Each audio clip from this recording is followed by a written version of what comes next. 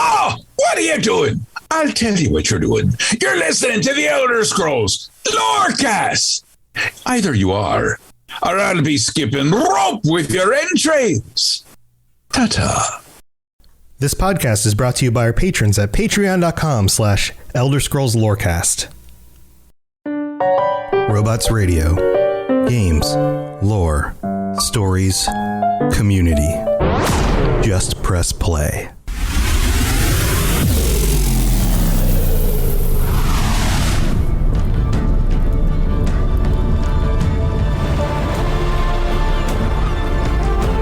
Welcome to the Elder Scrolls Lorecast, the podcast where we explore the amazing universe of the Elder Scrolls.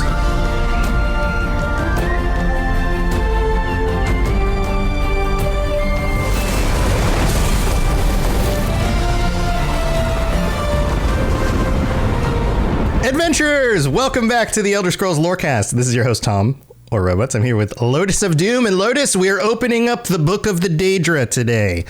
Indeed we are. Are you excited? Are you scared? I am. This should be interesting because there is a lot of these. A lot of them aren't really that important, quote unquote, but there's a lot of them, and some of them are very unique to a few more of the games that are lesser known. That's true. There's a big old list of Daedric beings, and we're not talking about the princes. We've already talked about the princes. We talk about the princes all the time. Everybody loves Daedric princes. They even get complained about because they show up too often in Elder Scrolls Online, and people are like, why can't you do an expansion that doesn't have any Daedric princes in it? And so they try that, and then people are like, why does this expansion suck? So yeah, why doesn't this have nearly enough Daedric princes in it? So the moral of the story is never try. Yeah, never try. Or just put them in there anyway because they're fun. But we're talking about the creatures and peoples of the Daedra. There's lots of different kinds. So we're going to delve into this, and we're going to go alphabetically through the list of all the Daedra creatures that we know, starting with the letter A because that's how alphabets work, at least in English. I can't say for all alphabets. I don't even think the Daedric alphabet starts with an A. It starts with some it's like a weird shape. A. Is it a squiggly A? Yeah, it's not technically an A, but I mean it's A-ish. It's A-ish. Yeah. It's okay. A-ish. Well, so maybe we'll do. We'll start at A-ish. And we'll start with A-ish, and we'll do that in a future episode where we dig into the actual. I was thinking about that. Actually, I was considering this as one of the options for the episode today, was getting into the runes and like the runes, Daedric runes and rune magic and stuff. That could be fun. Yeah, but that's not today. We're going to get there eventually. It's not today. We're starting with Daedric creatures, and we're going alphabetically, which means we have to start with Aurorans. Aurorans? What are Aurorans? What are Aurorans, Lotus? Do you know?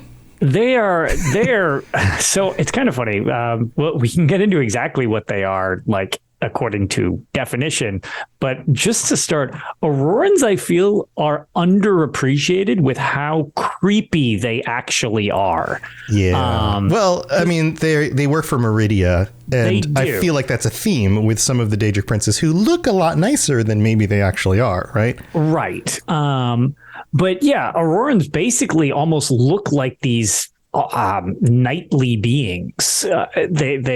They're decked out in armor.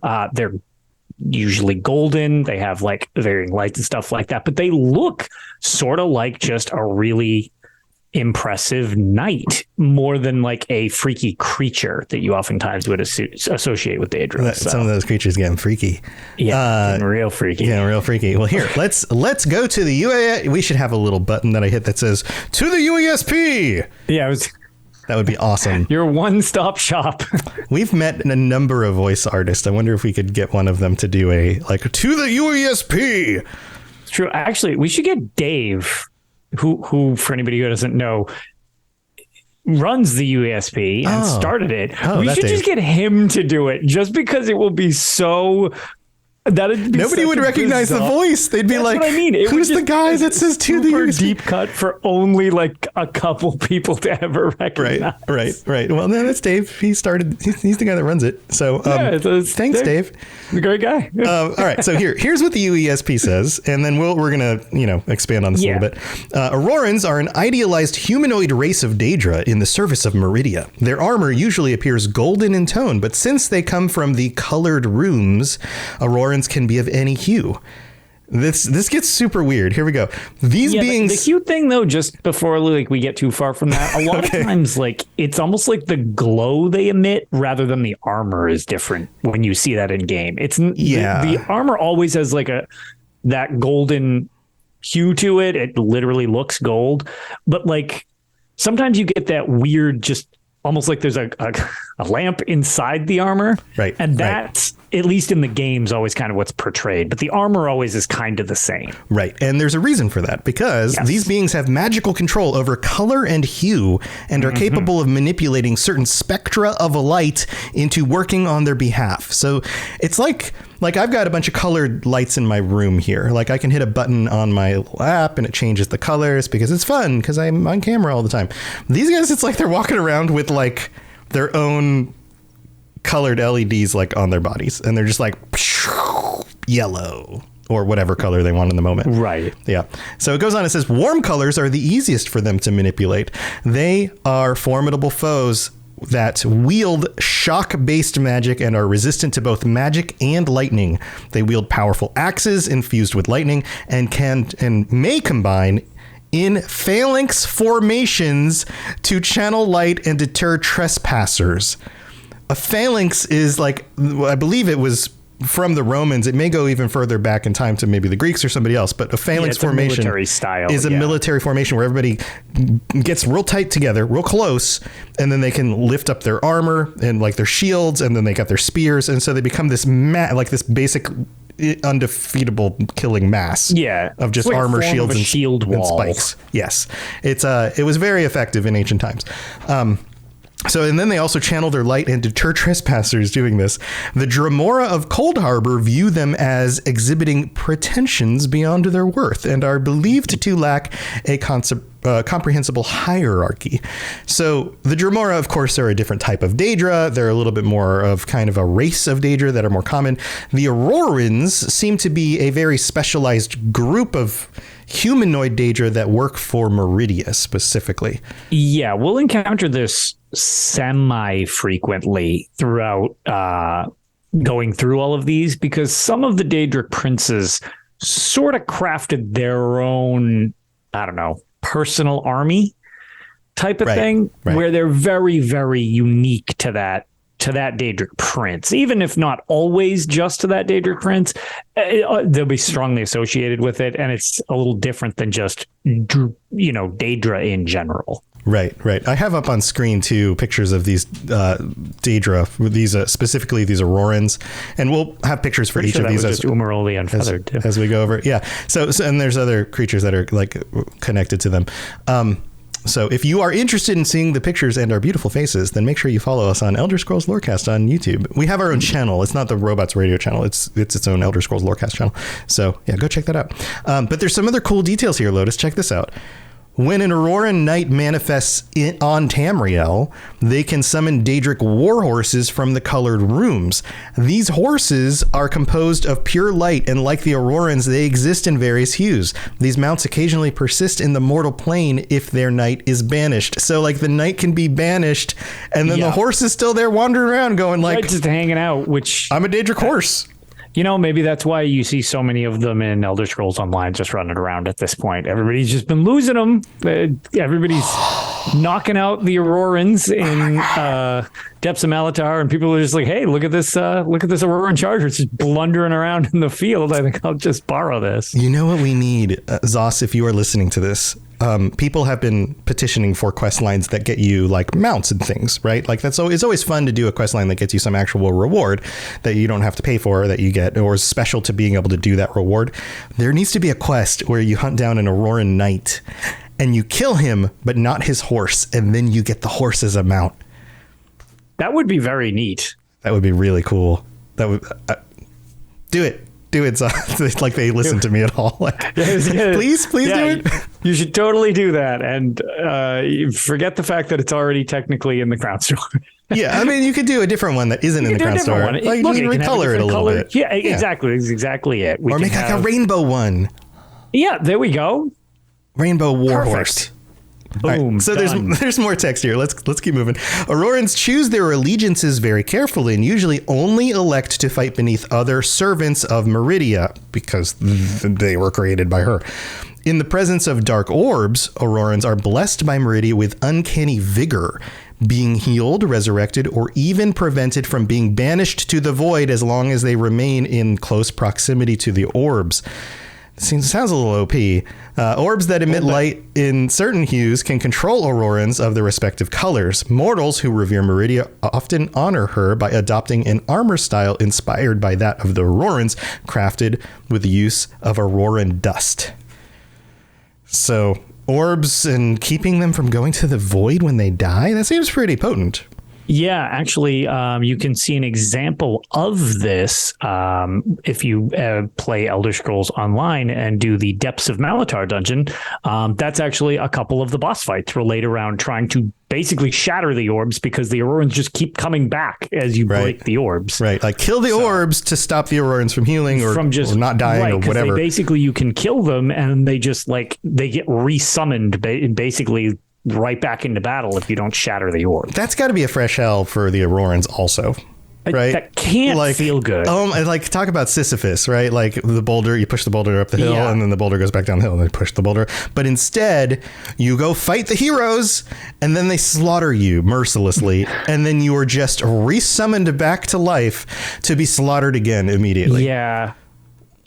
That's no good. That can't be a good time. That can't be a good time. It really can't be a good time.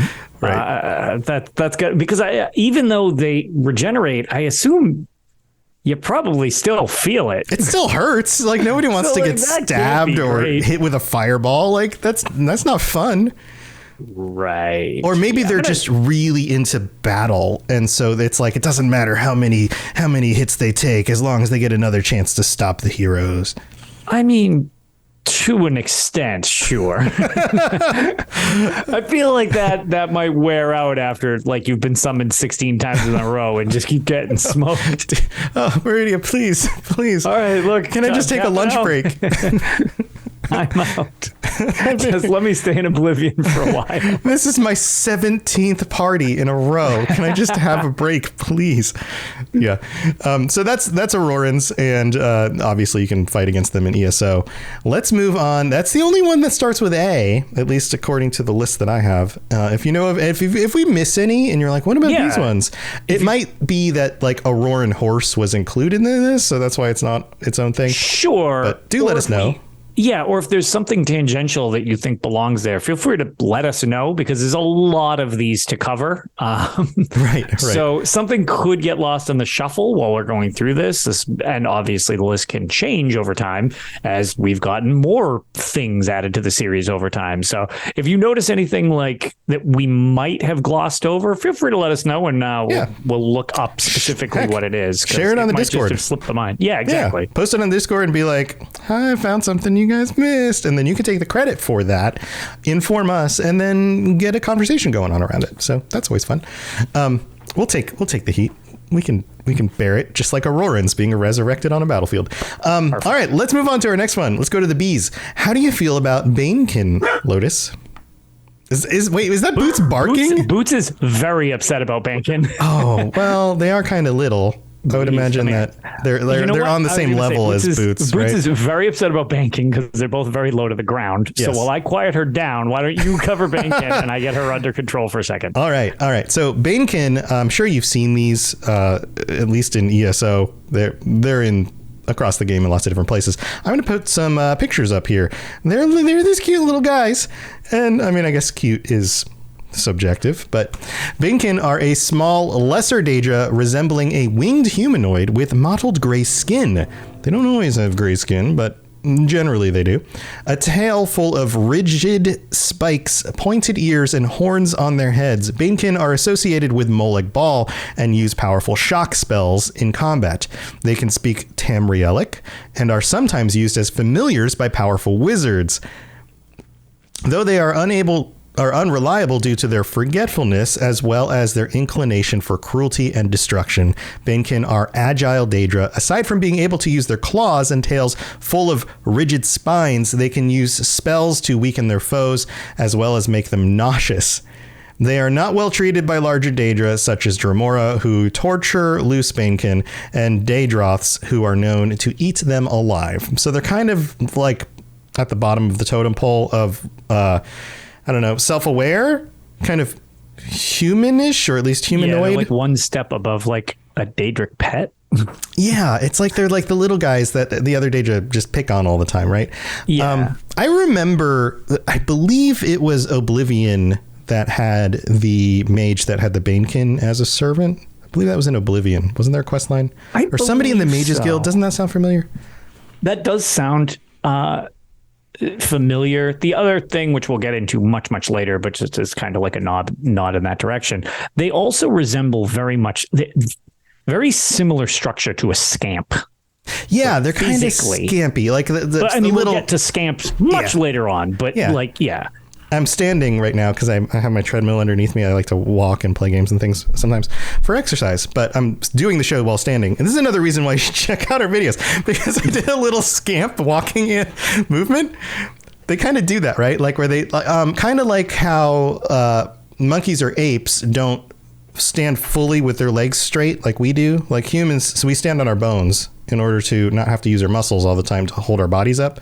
But like monkeys and apes can't do that. I feel like these guys can't do that either. So they've always got that like bent knee kind of posture. Yeah, the little bent knee saunter. Yeah, a little saunter. There you go. Yeah. There you go.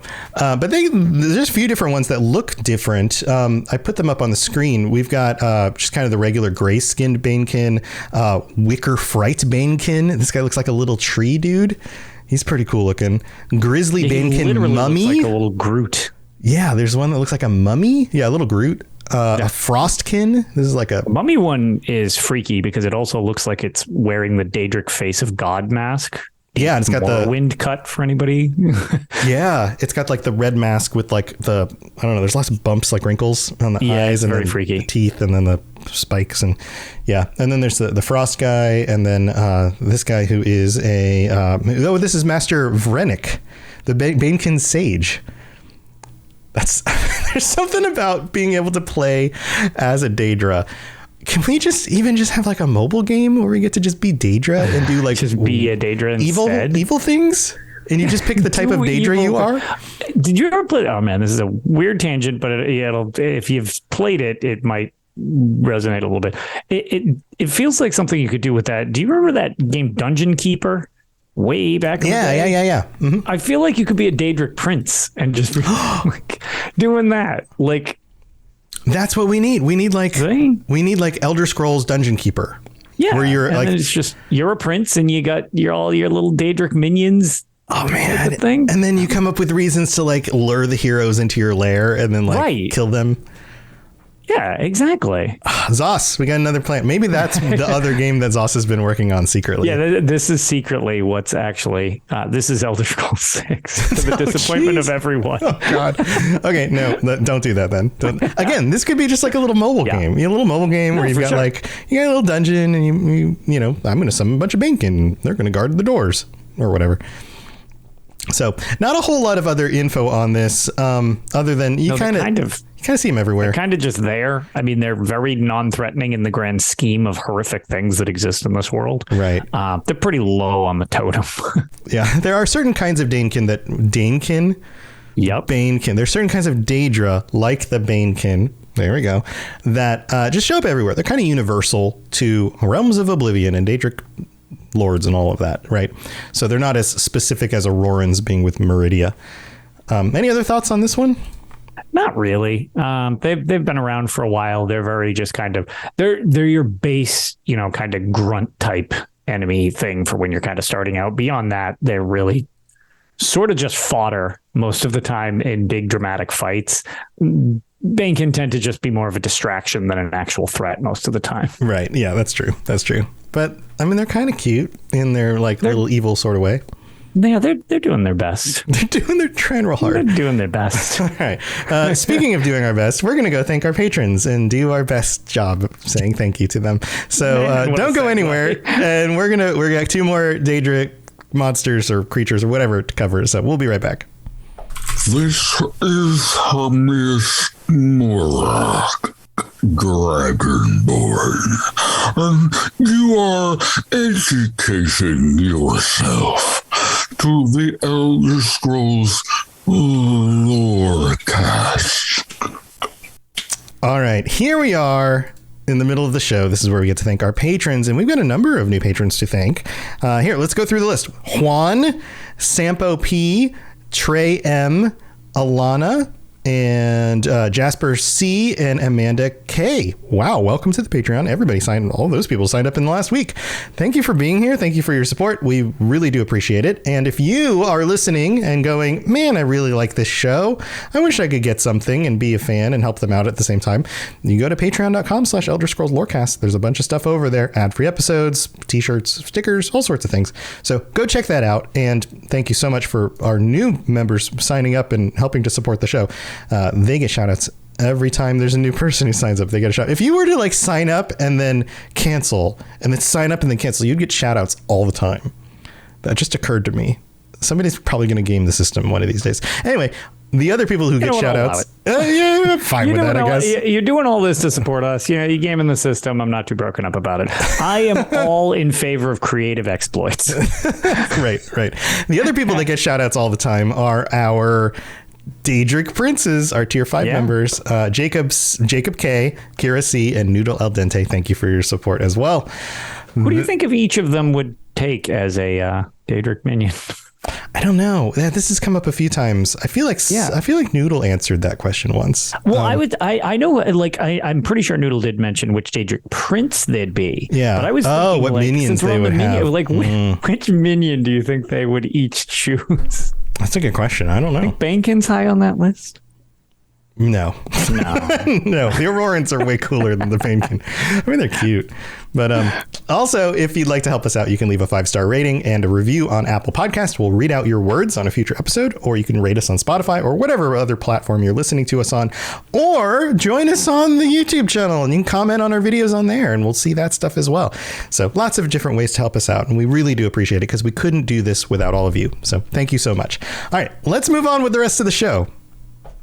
You're listening to the Elder Scrolls Lorecast, dear child of cities. That is why the Night Mother loves you.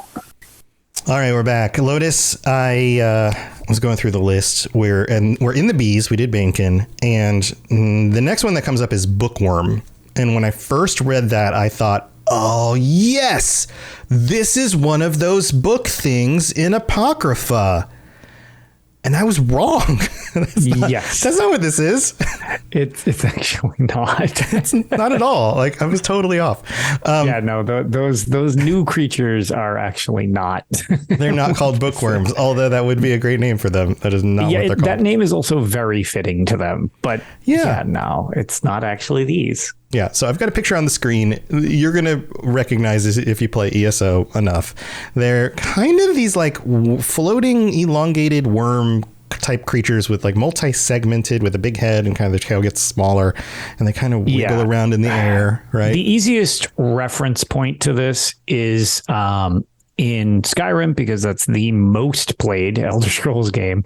There are the ice wraiths. Yes. Picture an ice wraith, except you made it out of the ink that is in Hermaeus Mora's Realm of Apocrypha. Right. Yeah. There's your bookworm. Yeah. Or like Outlander Frog says in chat, like a skeleton fish. Yes, a skeleton floats fish. In the air. Yeah. Yes. So bookworms are Daedric worms. Worms with a WYRMS, not worms like the ones that go in the ground.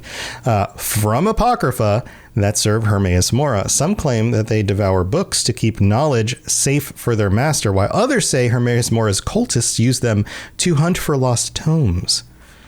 They might do both. They might hunt for the lost tomes because they want to eat them, and then they keep them from eting them because they want to keep the knowledge for themselves. So... delicious knowledge. Don't you guys love eating knowledge? That's why so many of these people listen to our Lorecast, is because we keep feeding them knowledge. Right, and it's apparently delicious. Did we just come up with a nickname for our listeners? Are they all bookworms? Oh, because they keep how would eating everybody the knowledge. Feel about it? I don't know. I mean, these things are pretty cool, so I guess I wouldn't be personally insulted if somebody was like, "Yo, you're a bookworm," and I was like, "All right." Lorecast bookworms. All right. I mean, it does have to do with Hermaeus Mora, so that is. Oh, I guess that's even more on brand for me in the grand scheme of things. Touche. Rob asks, what flavor is our podcast? It's the flavor of knowledge, Rob. Duh. Yeah. So which, there's really which is also cherry. It's also cherry flavored. Okay, cool. There's really not a whole lot else to say about these. They show up. Obviously, they're part of Hermaeus Mora and Apocrypha, so they're a much more. I don't know. They're not necessarily a newer edition, but they're kind of more interesting and topical. With Necrom coming out recently? Just kind of these just kind of happen to coincide with Elder Scrolls Online's most recent chapter expansion. But yeah, they've been around for a bit, at least reference wise, as something floating around in Apocrypha. So. Right. All right, let's move on to our last one for this episode. This guy, well, how do you feel about dinosaurs, Lotus? I mean, I guess I'm fine with dinosaurs. And I guess if you take a bunch of dinosaurs and squish them all together to get like a weird pseudo dinosaur, it would be, you could use the best parts of all the dinosaurs, right? Yeah. So I want you to imagine a kind of reptilian creature that's kind of size of like a raptor from, like a, I don't know, Jurassic Park movie. But like the head is more like a triceratops with the big old plate on it, and it's got a little beak face, right? But then the arms and legs are more skinny, and the fingers especially are really long and kind of spindly and got real long nails on them. So they're thinner than say like a raptor, but they've still got that really big head with the plate. Yeah, that's a clan fear. And right. Those, I mean, these show up all over the place. They're all over ESO. They do. They've been around for quite a while in the series, too. This is one of the more established, long-standing Daedric enemies. Yep. And just because this one's a little more involved than some of the other ones, although, again, still kind of like low, I guess you'd say, on like the hierarchy scale. Yeah, they're more like animals than they are like people. Like the Banekin can talk, right? And obviously the Dremora or the Aurorans are like more like actual people. And some of them are actually very smart and powerful, right? The Banekin are more like just animals. So here's the thing that's going to be kind of interesting about this, because this doesn't, I was trying to browse through. So there's not, okay, well, whatever. I'll just go off the knowledge I got handy. Sure. So interestingly enough, they have become more dinosaurish, like just creature that lives in Oblivion or comes from Oblivion in the most recent games. And they all have their own interpretations. Like each game, they look a little different. But like you said, they're not really chatting it up too much. Yeah. So here, on that note, check this out. Yes. This is a clan fear from Battlespire. And that's what I was hoping we would have a clip of. Look, he's like standing straight up. He's still got like the bent legs, like the turkey feet. Yes. But so they're much more humanoid. Much more upright with like dinosaur head and then like long fingernails, right? Yes. They have weird, snappy tendril fingers, which is freaky looking. But then we get to like Oblivion, and now we're in the realm of dinosaur. Like this thing looks like a little dinosaur. Yeah, they become more dinosaurish. Yeah, and then by ESO, very dinosaur-y. They're very dinosaur-y. Which is making up new words. The official word, dinosaur-y. However, back to the idea of Battlespire, they speak in Battlespire. Oh, so they got dumber too. Yes. So that's something that I really wanted to point out, which is why I was kind of glad you started with the Battlespire one, because that's pretty much for the most part, as far back as the situation goes with these things throughout the series. However, in Battlespire, you could attempt to kind of communicate with everything. That was actually one of the skill things. And some were much harder than others. So like D&D, like if you're a druid in D&D, you might have the ability to talk to animals, right? Right. It's kind of like that, because that's what they're pulling from. Absolutely a thing that Battlespire tried to tackle. Yeah. For better or worse. But when you actually encounter clan fears in Battlespire, they are really over the top with the hissing and the blah, blah, blah stuff. Like, and but they actually communicate with you. They actually, one of them, I'm pretty sure, gives you directions on how to get into a fort. Like, they are just, that's great. They are another creature. And I remember, because I obviously haven't played these in order, going back to Battlespire, that was super weird because they've never spoken in any of the games that I played. And all of a sudden it was like, oh, okay, they used to talk and they're really creepy. Like, so yeah, not only have they become more dinosaur shaped, Dinosaur-y. Let me correct you. Dinosaur-y. Yes, sorry. That's our official. Yes. That's our, they've become more dinosaur-y. They apparently lost their Dinothesaurus and can't speak. Wait, did you say Dinothesaurus? Yes.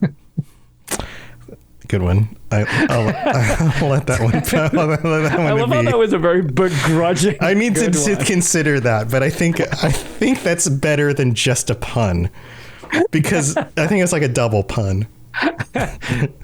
So I will allow that. Yeah. So if you didn't just throw your phone out the window while driving after that, whatever that joke was. Usually I'm the one that makes bad jokes. That was a good one. That was good. Yeah. So no, they definitely quietly good. Yeah. So they definitely have simplified that creature, which is fine. But I don't know.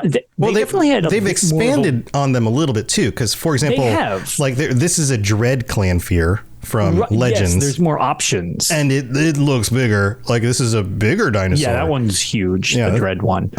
And so, like, they've got varieties now that go through the game. So there's blue ones and different color ones, green ones, couple big ones from the Dreadlands that are like more fiery looking. Like, there's a variety. Yeah, some are definitely just more green. The ones in Cold Harbor, or the ones you summon in Elder Scrolls Online, apparently you're summoning them from Cold Harbor because they're super blue tinged. Yeah, stuff like that. So yeah, they definitely have different versions. But it is interesting that they've kind of, I don't know, dumbed down their communication skills. Right. They become more animal-like and less just weird, I think. Right. So let's get to the official, or at least the semi-official description from the UESP. To the UESP! Here we go.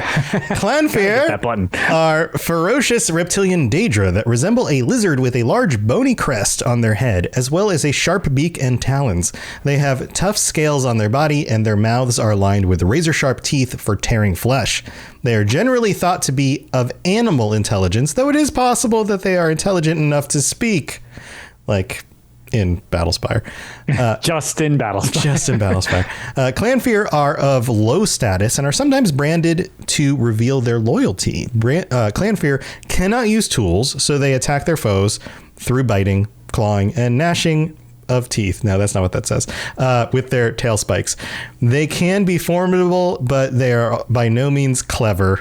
They are known to serve many Daedric princes and can be found throughout the various planes of Oblivion. In fact, every Daedric prince is said to possess legions of Clanfear among other common lesser Daedra. Despite this, some attribute them to Mehrunes Dagon. Sometimes there's like an originator of a Daedric type, and then all the other Daedric princes are like, I want some of those too. At least that seems to be what might happen behind the scenes. Like, some Daedric creates a thing, and then the rest of them go, oh, that's useful. So right. And so it's kind of funny, actually. One thing kind of bouncing off this, as we, that part just mentioned, they're evolving in intelligence level, right. I guess. Well, the question here, like Chad SJC says, I'm confused in the games because if ESO is before the other games, wouldn't they have evolved since ESO? Like, how does that work? Yes, because Battlespire takes place substantially later than Elder Scrolls Online. And my only, this is all headcanony goodness type of thing, but, stuff changes as the series is written by many different people, and especially because the one they speak in is actually essentially a spin-off game. It's not a numbered entry. So my assumption would be something along the lines of like Battlespire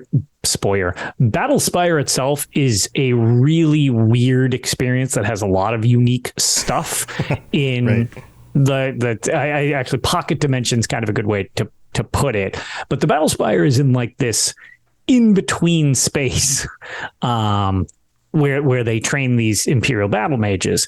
And I think that's supposed to contribute to some of the weirdnesses that you get, because you're in the battle spire itself, you're kind of ping-ponging all over the place between, well, again, lore inconsistencies and weirdness aside, where like you're going to Mehrunes Dagon's hunting lodge, which is weird because that's not later on. It's not really a thing, but also sounds terrifying. Like, why would you go there on purpose? It's not her scene. It's Dagon's hunting. Right. Whatever. Right. We talked about how her scene was kind of a later addition, and then that kind of spawned off into that. They diverged into almost like two different things. But I would say that maybe because of some of the weird situations around that game, you could say that like, oh, well, this version of them, they ended up, you ended up being able to communicate with them easier. Right. Maybe it just had to do with that you're, the number 2 battle mage, because, you're not number 1 in that game. You're actually the second best battle mage, not the first, but maybe the top 2 are really adept at understanding. Right. Maybe it's Daedra. Not that they are different in that they can talk. It's that maybe it's just they have their own language, but only in this game were you ever able to understand it. Right. Maybe something like that.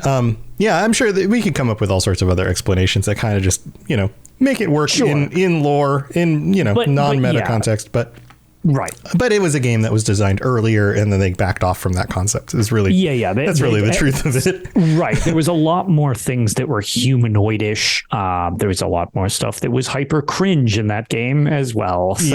Yeah, overtly sexual things that didn't need to be because the 90s. Yes. Yeah, Battlespire is very much the 90s in a lot of aspects. Right. So to me, Clanfear are kind of like the pack mules of the Oblivion realms. Like they seem like almost like a work animal that was also used to attack things. Like if they're not in battle, what else are they doing? Well, they're probably hauling stuff on their backs or pulling carts or something, right? Yeah. That's kind of the feeling I get from them. Yeah, they definitely... They're the guar of Oblivion. The guar of Oblivion.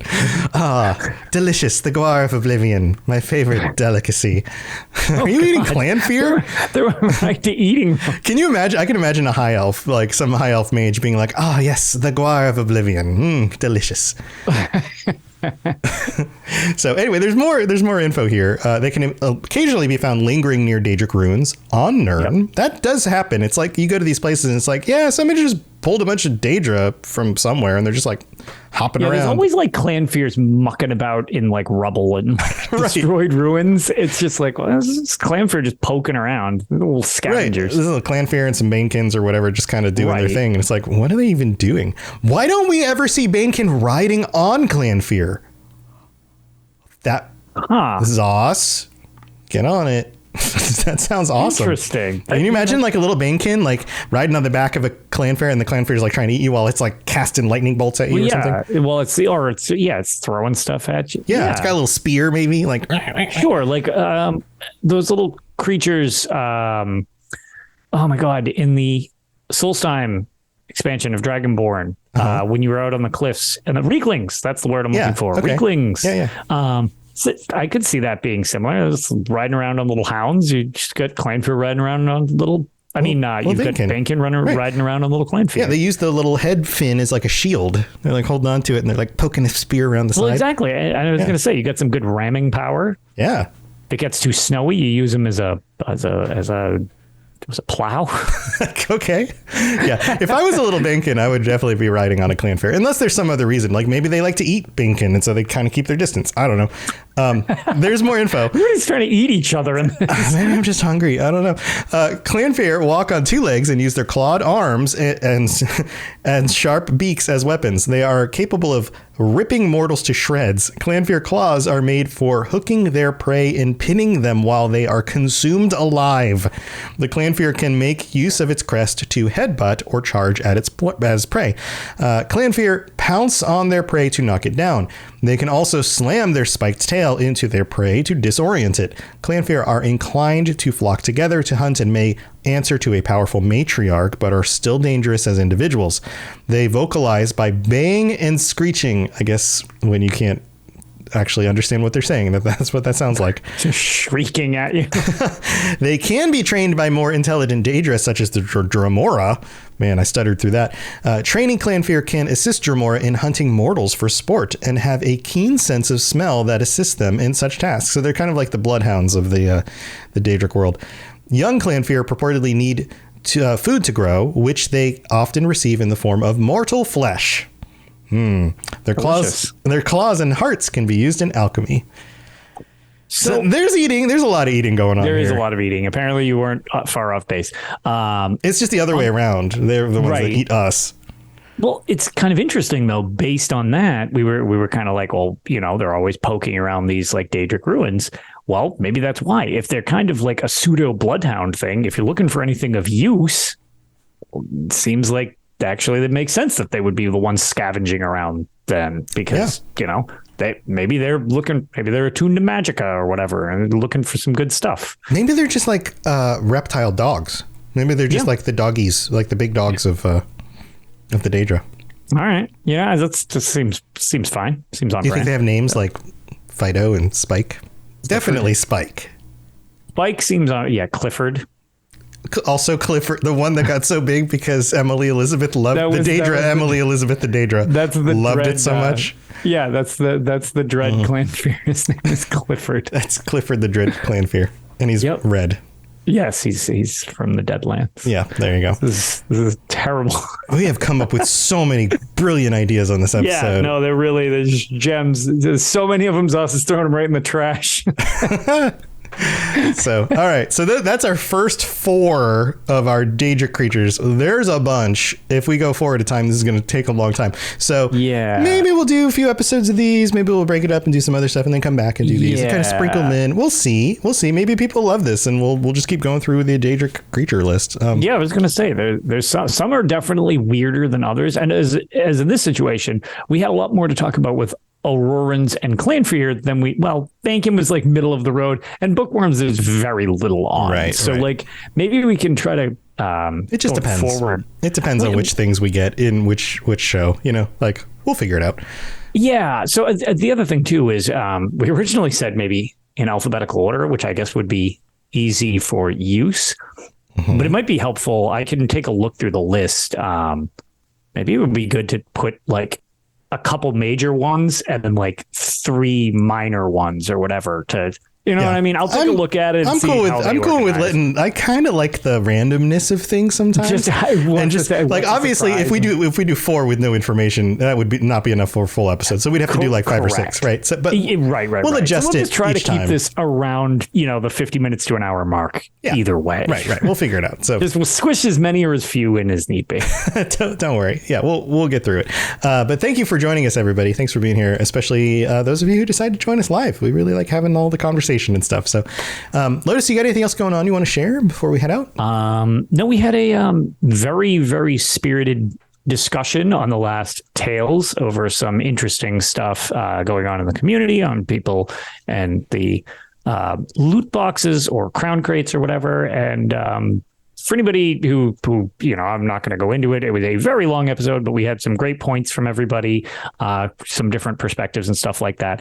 And at the moment, it seems like there is something very wrong with that whole department, and we're only getting little bits of it. So, like something internally is just not working right. Or you can't. Apparently, you can't gift them anymore. You haven't been able to gift them on PC. For quite a while. There's errors in the code. There's something going on. Yeah. And now I wonder if they're making adjustments behind the scenes, and that's just kind of messed a few things up. So originally it was just PC. As of today, now console can't trade them either. Yeah. So it's actually like becoming more restrictive. I don't know. I've never actually bought one. Well, they did go through the whole.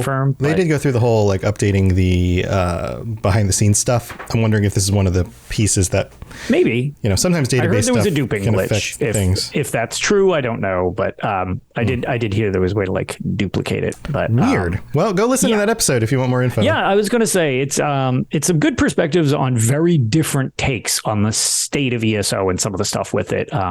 Which, definitely appreciated. But yeah, that's pretty much it. I've just been trying to get any time I can to play either Diablo 4 or Necrom, as I don't have enough time in my days. Yeah.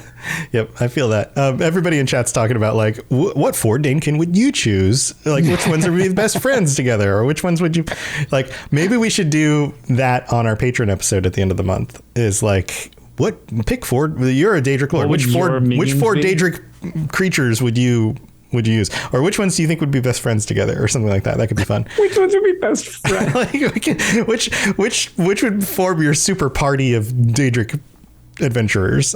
You need 4. Anyway, that we'll figure it out as we go. But yeah, go check out Lotus' show. You can check out my shows, robotsradio.net. Oh, I figured, because it ties into both these shows, I should probably mention it, because not everybody has Twitter, and plus a lot of people are leaving Twitter. Both of these shows, I was talking to you recently about it. We realized we missed both the milestones for both the Elder Scrolls Lorecast and Tales of Tamriel, going over 1 million audio downloads. Yeah, right. Quite a while ago, actually. We're already like the start of the year. 1,200,000 or something at this point. Yeah. We should have started the year with that, but we got distracted with all the Necrom stuff. Right. So both shows actually passed that milestone, which is wild to think about. I'm so sorry so many of you have listened to my voice for that many hours, but as sort of an appreciation thing, I'm doing a giveaway where we've got $100 gift card to the Bethesda Gear Store. You can spend it on whatever you want. Doesn't even need to be Elder Scrolls stuff.